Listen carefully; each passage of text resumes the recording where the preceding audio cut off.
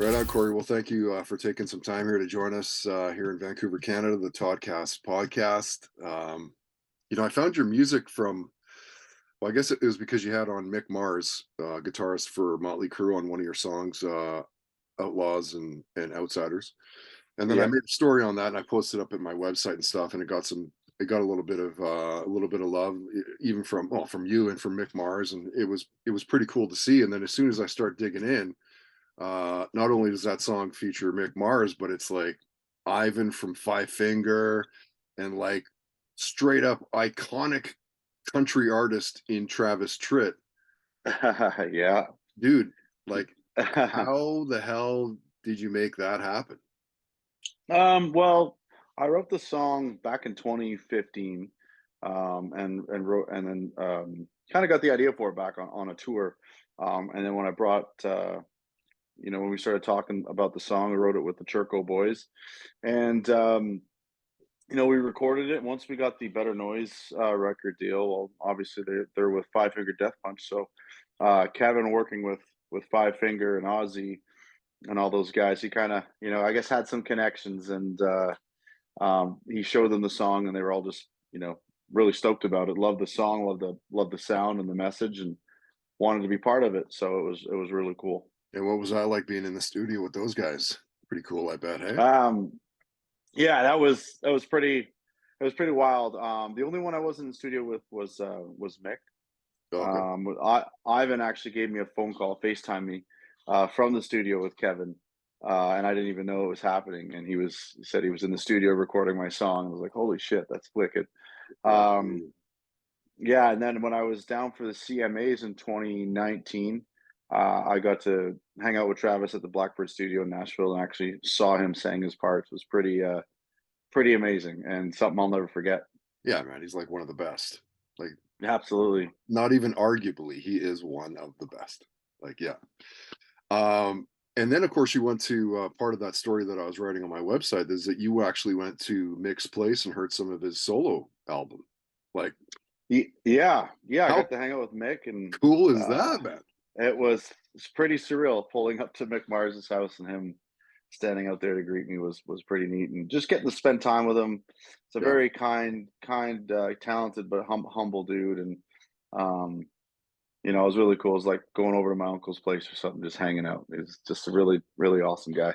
Yeah, no doubt. I mean, he's one of those guys that's almost the elusive crew, like all the other guys. Yeah. Sure, they've done a shitload of stuff, a lot of interviews and stuff, but Mick Mars is one of those guys. Like, if you're lucky enough to even get to talk to the guy, let alone hang out with him, like, pretty awesome, dude. Pretty awesome. And then, of course, when I dig deeper into your catalog, and you've done songs with like Lizzie Hale from Hailstorm and Tyler Connolly from Theory of a Dead Man. I mean, I've known Tyler and those boys since before their debut came out. It's Oh, yeah, one of those, right? yeah, So, Tyler's a great dude. He's such a nice guy.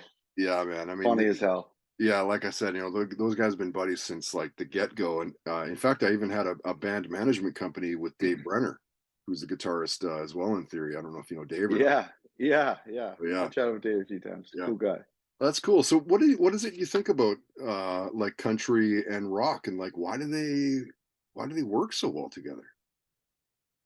I mean, like I grew up listening, on Merle Haggard and George Strait and Waylon Jennings, Willie Nelson, all that good stuff, and then even into Brad Paisley and Vince Gill, Yeah. as a kid. But especially on my mom's side of things. But on my dad's side, I mean, it was Rush, Deep Purple, Ozzy Osbourne, Dio, Bryan Adams.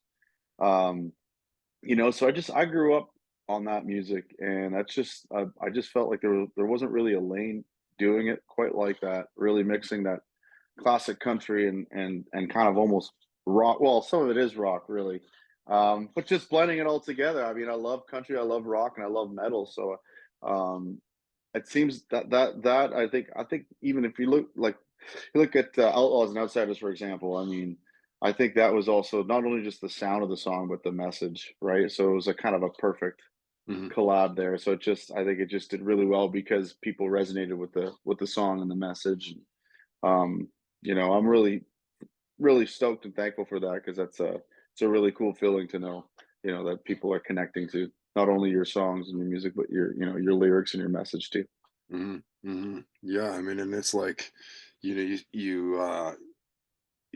clearly didn't lose the creative muse, I guess, so to speak, over the pandemic and stuff. Like you're just keep pounding shit out. That's like you're really in a groove right now. It feels like, hey.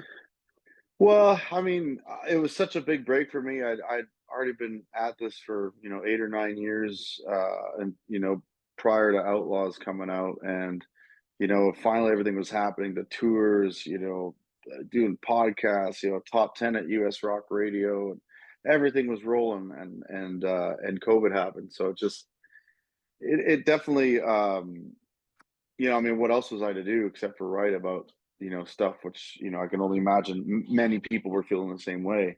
Hmm. Um, so I just didn't want that momentum to stop. So I kind of felt there was no choice but to, keep the ball, rolling forward and Hmm. just get music out, and then once we got this tour, when things started kicking again, it was, it just made it easy to throw out a new EP and just get back to the grind.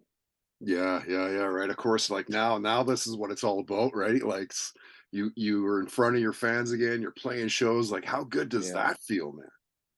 Oh, that's the greatest. It's the greatest feeling in the world, man. It's to get out there with your boys and your team, and go out and see new faces every night, and Hmm. seeing them sing your songs and connecting with you, and after being off so long, to first get off that hiatus and go right into arenas across America was, it was definitely a thrill of a lifetime, and something like I'll not only not forget, but I'm extremely thankful for, from Brantley Gilbert's camp to, Yeah, Five Finger Death Punch, and Ivan, and those boys, the way they treated me, it was just top notch all the way around. yeah, yeah. No, there's another name. The Brantley Gilbert's going out with the boys in Nickelback, and that's going to be fucking insane. That is going to be an insane tour. Man, you know what? It's yeah, it's going to be a great tour, because obviously I've toured. I've seen many Brantley shows now, and Yeah. all those, his show and his cruise is really awesome. It kind of, it's a bit of a stinger, because I was, there was talks of me fronting that tour, and that Oh, I think that would have just been, in my opinion, what a perfect match. yeah, totally right. And it'd be a lot of fun. I know, because it worked with Brantley, and I know sure as hell it would work with a band like Nickelback. So I Yeah. was really hoping to get that one. But there'll be another one, I'm sure. Oh, I'm sure there will be. Yeah. What was the first concert you went to, man? The first concert that I could really remember would have been like, we have this festival called Heritage Festival. It used to be a big thing back in the day when I was a kid. Heritage Festival and Air Show. And so it was like, air show during the day, and then concerts at night from like 6 to 11, and it was like the biggest acts in the world at the time. And I Yeah. think I was about 10 or 11 years old, and yeah, it was REO Speedwagon was the headliner that night. Okay. And I remember that's like the first real concert I remember like going to. And man, I remember back in the day, like, you burn CDs and stuff. My dad burnt all their CD, like all their greatest hits and stuff. Man, I listened to Speedwagon for probably almost 2 years straight. Yeah, yeah. Heard After it from that, a it was just friend such who heard it yeah, from a man, friend who. just such great Dude, songs. it's And so good, man. And that was an outside venue too. Like you're outdoors. It's not the conventional, like you're in a stadium or whatever, right? Like, exactly, yeah, it was. Yeah. I'm just yeah, sorry. I guess I'm trying to get this. There you go. Focus mode back on. There we go. Texts yeah, were coming in and stuff. yeah. There we Yeah. go. We're good. It's a little bit different when you're seeing shows outside than inside, right? It's a little bit of a different vibe, right? Yeah, like I mean, especially like in summertime, it's just like, you just it's just something different, man. Yeah, Like just getting that fresh air, and sometimes like festivals that are like on the water and stuff, you just get that cool breeze and stuff, and it's just, yeah, it's totally different atmosphere than yeah. playing arenas and stuff. But they're still killer. Awesome. Sure, sure, yeah. This says a lot about somebody, Corey, and normally I don't ask, but I'm really curious just because of what your music's like. Uh, Give us the three Deserted Island albums that you need, which 3 albums do you need? Oh, 3 out. Oh man. Uh, that'd be good. It'd probably be like 2112 Rush. Gotta have Rush. Mhm. Merle Haggard's greatest hits album. And I'd probably man, that's tough. Right? That's tough. I don't know what I I don't could know. do. I'm stuck between like Brian Adams and Def Leppard. Oh, Uh, yeah. what's the best Um, Def Leppard album? Man, I couldn't even tell you that either. Because I love just different songs on, Yeah, um, there's some songs that just really, yeah. really hit me that just, just stick with me that make them great. But The I couldn't correct tell you. answer is Pyromania, by the way. Yeah, yeah. I mean, yeah, you can go with that one. And, do you remember where you were when, Rush's drummer died? I do. I I Yeah, he was like a hero to actually have his drumsticks and stuff in a case and all that. He was a hero to me. That's one of my biggest like influences ever growing up on Rush. And Yeah. um, yeah, I remember getting to the house, and actually my girlfriend and I were just on our way to head to Aurelia for Mike Tyson's stand up, his show that he was doing, Hang on. and also a Pause, huge fan of him. pause. How was that? It was incredible. It Holy was shit, awesome. you saw that? Yeah, I saw that at the Aurelia casino. Yeah, This was, yeah, about 2 years ago or 3 years ago now. And I right? walked in the door, and I my phone was just blowing up. I had like my brother text me, "Hey man, are you okay?" And then I had like old high school friends like that knew me when I was a drummer, like in high school, like playing on desks, or like when I was like 6 years old. They Mhm. remember me always talking about Rush, and or not, sorry, not 6 years old, but in sixth grade. Yeah, And yeah. these friends that I haven't talked to in like 12 years, really, like, man, I'm so sorry, but I'm like, what the hell is going on? And my brother called me and told me, and man, I like, I'm not gonna lie, I cried. I called my dad, and he was actually putting gas in, and at the pump, and it just kind of went silent when I told him. He's just like, no, and he's like, okay, I gotta go. I'll call you back in a little bit. So I Mhm. could tell that kind of it hit him too, and that's what really hit me, because my dad, is like, I love my dad a lot. So Yeah, I yeah. mean, obviously, I love Mama too very much, but yeah, no, to hear him like, dad, you could tell he's choked up.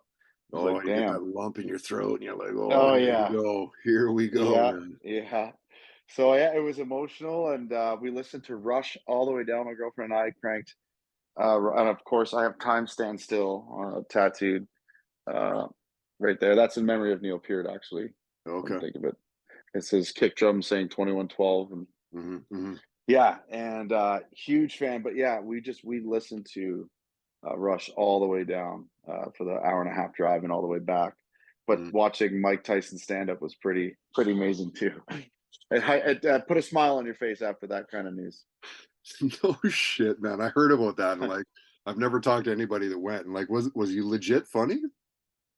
Oh yeah, man. The way he just tells stories, it's almost like, I mean, it's like a bio, really. When you Mm, read those bio books of these famous people in their lives, you get the good, bad, and the ugly, and he told it all, and it was great. It was sad, exciting, intense, and funny, like everything. like I mean, when like you it should think of be. Mike Tyson, yeah, when you think of Mike Tyson, I mean, think of the life he had, and who he was in his prime and all that.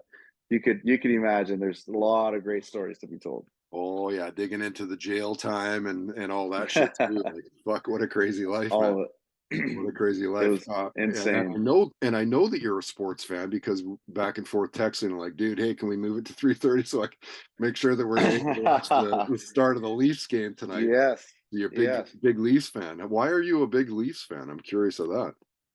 My dad's from Toronto, so Okay. going over to Papa and Grandma's house when we were little kids, and have watched the Leaf game with Grandma and Dad, and and everybody. We just kind of blue and white to the bone, man.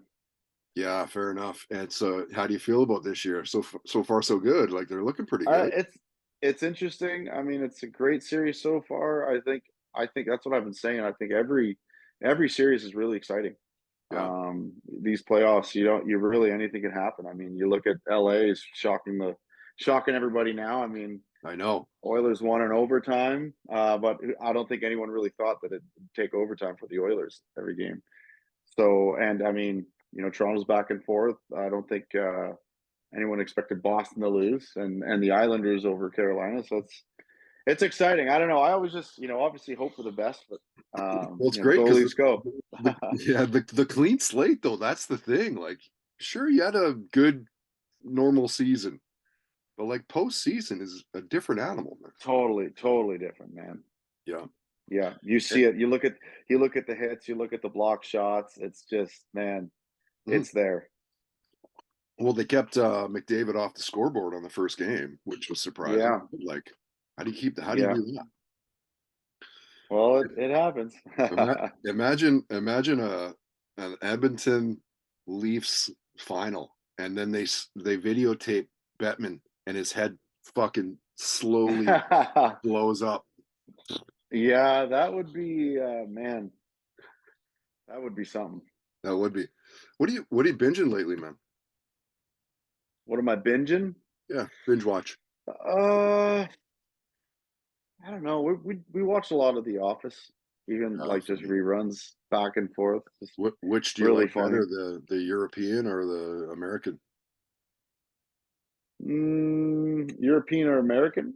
Well, I guess it's British. It's not European, but yeah, there's the original Office with uh Oh, I Ricky Gervais.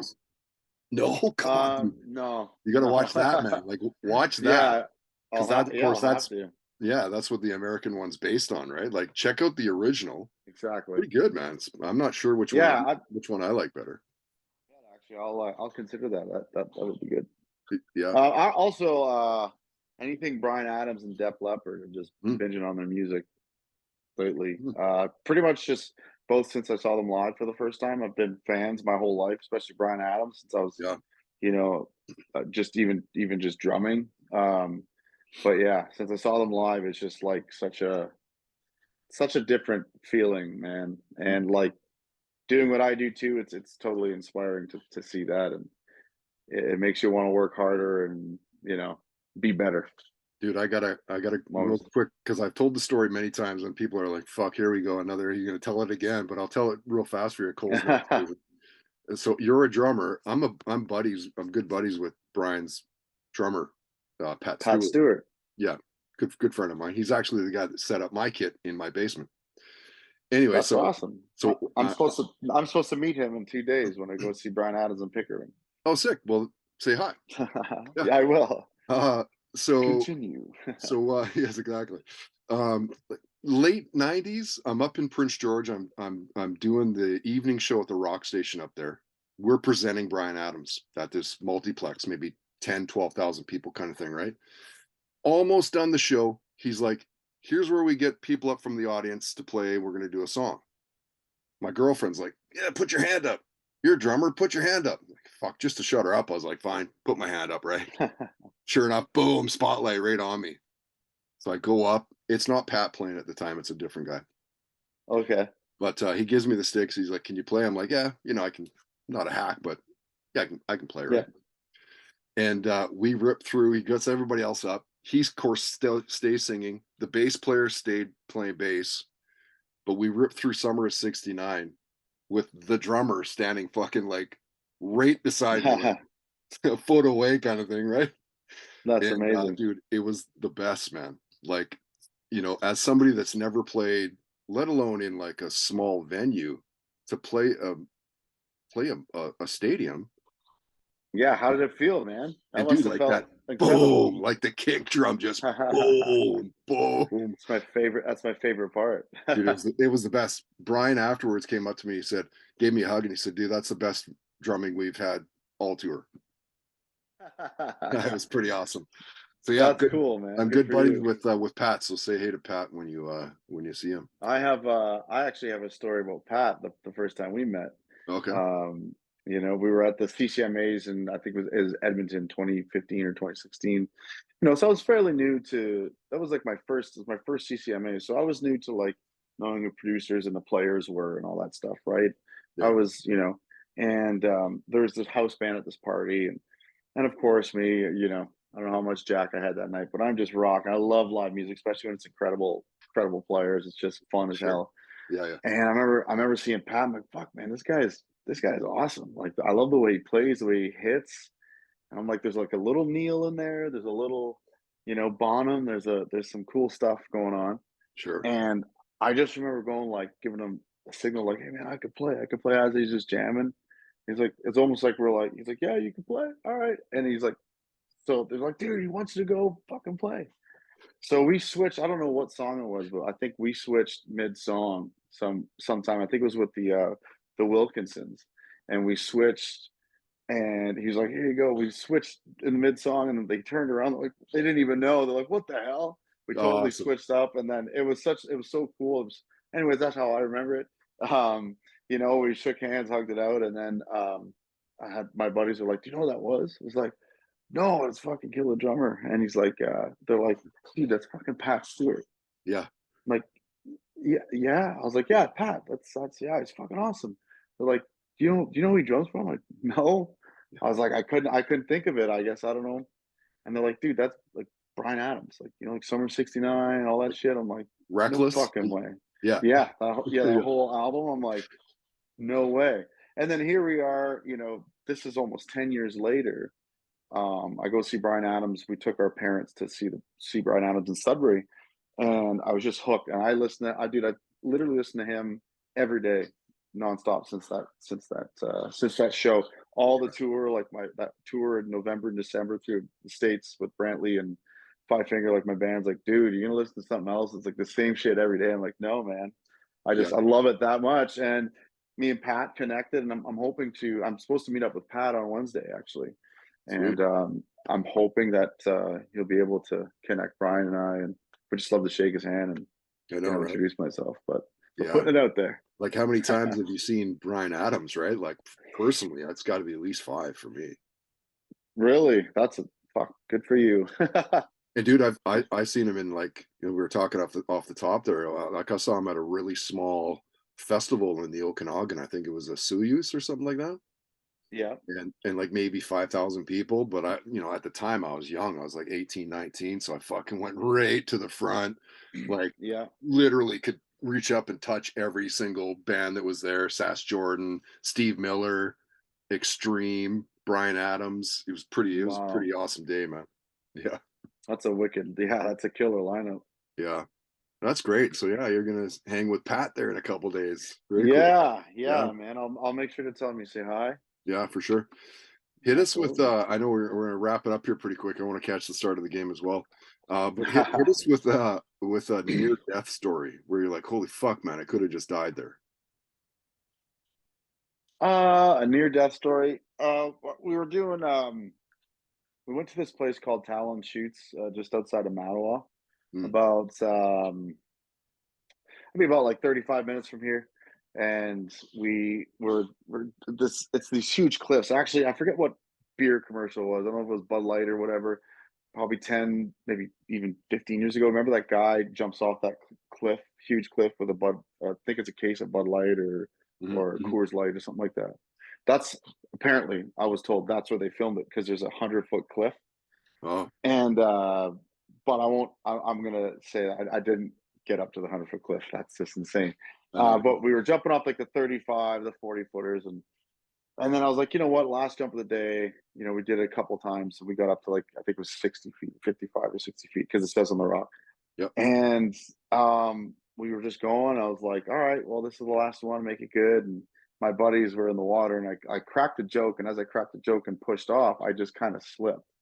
I guess because it was wet, and I Mm. just remember like front flipping, and I was like on my like just going right on my back, and I remember just seeing the rock cliff like going by my head. I'm like, this is it, holy fuck! And I hit the water. Somehow I still managed to fall, I guess, kicked off enough to like as I was falling, I was slowly getting further and further out. Yeah. I hit the water, and I remember being about like this, maybe 6, 7 feet under, and I could think of like with arms wide open, you know. But I was just like sitting there and under the water, and I could see the clear blue sky. And like quickly, I was like, "Fuck, I'm dead!" Wow, you know. Wow. And then it was like, "Oh yeah, fuck, I gotta breathe." And I just kind of come up, and I was like, "Wow!" I get up, my friends are bawling their eyes out. They thought like I was dead. And I start laughing. I'm like, "What the fuck was that, man? Holy shit!" And the buddy's girlfriend that was looking up, like she is like red, like just bawling her eyes out, They're and not I'm like, "I'm, expecting you to be alive. yeah, dude, Crazy. yeah." So Dude, that's one that's probably nearest y- for me. There's a few others, but yeah, that's I've the got a one. couple myself. We actually had, do you know the Okanagan very well? Not entirely, but I've been there, you know, no good number of times. Yeah. Well, right beside, Penticton, there's a place called Okanagan Falls, OK Falls. And, Okay, same sort of thing, right? Like, it's the 20, it's the 30, it's the 40, it's the fucking 100. But, like, yeah, who's got the balls big enough to take a hundy? Like, I sure didn't. yeah, that's I that's go to pretty high. 40 easy, 40, It 60 doesn't maybe, seem you know? it doesn't seem that bad until, like, you get up there and look down, you're like, Do it. "Fuck, Yeah. 100 feet is fucking high." It's crazy. Yeah. All right, Corey, one last question. It's probably the hardest, or maybe it's the easiest. Alright. Can you nail your career down so far to one career highlight? One career highlight? Uh, you know what? I'll say, one career highlight, there's been many, but I'm gonna say, uh, being the first, ever Canadian country artist to have a US top 10 at rock radio. And it also gave Travis Tritt his first, US top 10 at rock radio, which was pretty awesome, and That's Ivan pretty cool. Moody's first, country hit, and I'll never forget, so outside of, Knoxville, Tennessee, before he was walking back on his bus before the show, he said hi to my dad and everything, and as we're walking back to my bus, and he's going back to his, he says, "Hey, man, wait a second, I never got a chance to thank you." I said, "For what, man?" He's like, "Thanks for giving me my first ever country hit, and me considered into, you know, country music and a top 10 and a gold record." I was like, "Holy shit, wow!" So that was pretty cool. So how do you The find? fact that they're all stoked on that. Yeah, fuck yeah. How do you find out about that? Is that your manager or like who tells you that you're top 10? Well, yeah, Anybody it's tell you just like, that? no, well, it's your, oh, like like that I'm the first to do it. Yeah. Yeah, we just figured it out. I mean, if you there's no one else who's done it. I mean, there's you know, we consider the fact that Dallas Smith is, you know, a singer default, right? But Another good um buddy. Yeah.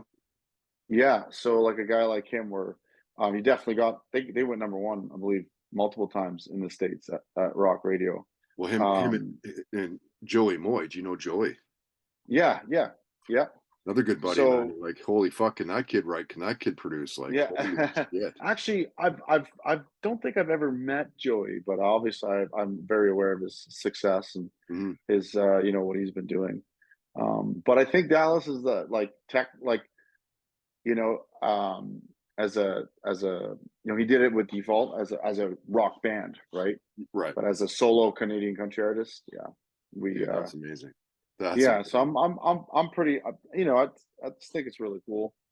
Yeah. You know, it's kind of it's changing that lane a little bit. So hopefully that kind of stuff just keeps happening. Yeah. So what's the rest of 23 looking like for you? We have, you know, so far, I think about ten festivals across Canada, which is really Okay. awesome considering, like I really haven't toured Canada since 2016. So to Wow. be Has it back been that here and long? playing, it's been that long, man. Like the Wow. actual do like multiple festivals, throughout a summer. Yeah, it's been long. Where's the closest you're hitting to Van? Would be the Sunfest. That's I forget the name of the place, but in Is that BC. is it in BC? Yeah, it's in BC, yeah, Okay. Sunfest. Yeah, we'll It's check it out. on I can't even think of the name right now, Yeah. the name of Oh, the that's city, fine. Well, but it's a big one. I mean, Billy Currington headlines, oh, and cool. I think Blake Shelton's on a Friday or something. Hmm.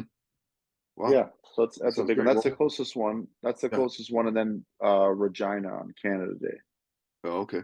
Oh, great. Well, but great. that's not announced yet. Yeah. Yeah. Well, that's just between us then. That's it. Yeah, CoryMarks.com will have all that shit, right? Absolutely, Yeah. and I do. Instagram too. Instagram is my Yeah, probably my you're easy to find on Instagram and Twitter. It's Cory Marks Music. yeah. Yeah. All right, Corey, dude, Hey nice to man, well, I meet you. appreciate you. Thanks Nice to again for meet you too, jumping on brother. and hanging out with us a bit here. Yeah, man, you bet. Really appreciate your time and thanks for reaching out for having me on your podcast. And Yeah. No, I'm go big Leafs, fan, man. Like go, go I'm so Leafs, new to go. your music, but I'm a fucking fan already, man. I love what you're doing. Oh, I love that you're working with people that I know personally in the rock world. And yeah, man, I dig what you're doing and I want to support as much as I can. So thanks again for yeah, jumping very on much, and man. I guess we'll see you online, bud. You bet, man. We'll see you soon, brother. Thank you.